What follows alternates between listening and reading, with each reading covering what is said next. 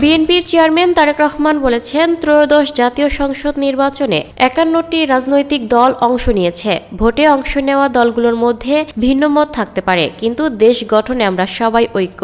দেশের স্বার্থে আমরা ঐক্যবদ্ধ থাকবো ইনশাআল্লাহ। এবার আমাদের দেশ গড়ার পালা। দেশ গড়তে আমরা সবার সহযোগিতা চাই।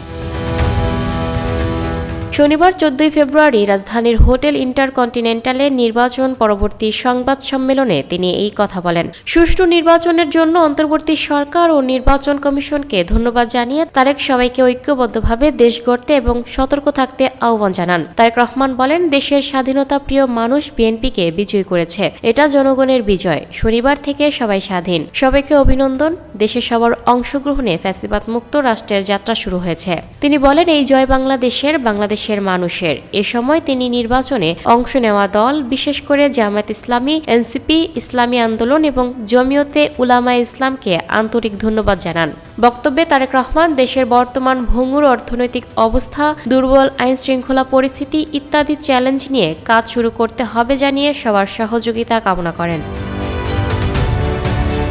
Lucky Akter, people voice television, Dhaka.